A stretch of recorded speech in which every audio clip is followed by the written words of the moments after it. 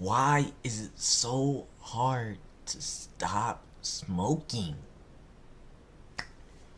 It's a question I ask myself that every single day. And honestly, as a black man in America, smoking weed is a generalized stereotype that unfortunately I just happen to fall into. Me and a lot of my black friends, we all happen to fall into this one stereotype of smoking weed. And I had to really think and sit down the other day, like, why is that? And it wasn't too hard to find.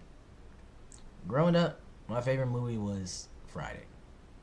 My favorite artist was Lil Wayne. The president I grew up with, Barack Hussein Obama. What do all those people have in common? One, they're black. Two, they smoked weed. So, in my young unconscious mind, it was already set up for me to fail before I even got started. But now that I'm 25, it's very easy to go and look and see that weed was put in place to keep me stagnant. Weed was put in place for me to accept those high labor, low paying jobs and be okay with it. For me to accept these harsh living conditions that I used to be used to and just say nothing about it. And have a low motivational drive that the only thing we want to do is party and have fun. And smoke some weed. But just like my favorite strain, Blue Dream, everything around me was set up to keep me in a dream.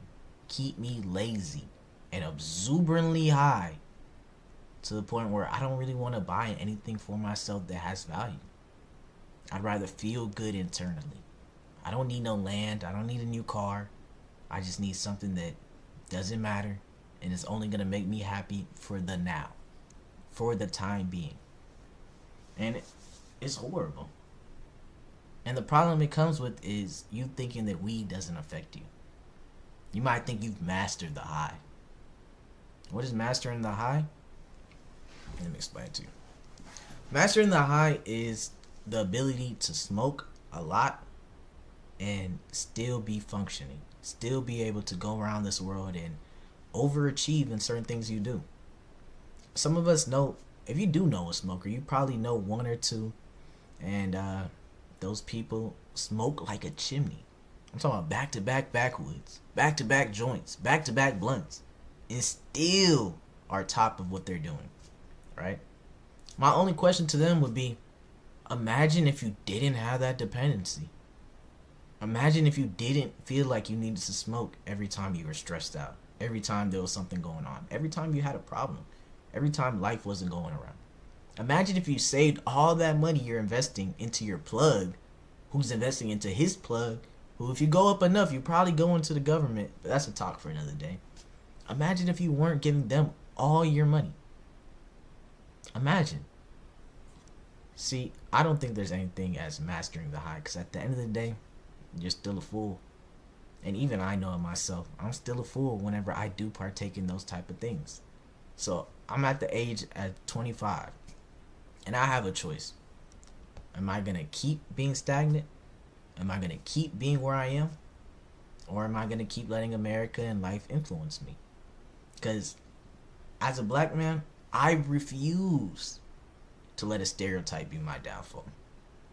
And one thing I've learned in this very short life is please, please, please, please, everything and anything marketed to black people, stay away from.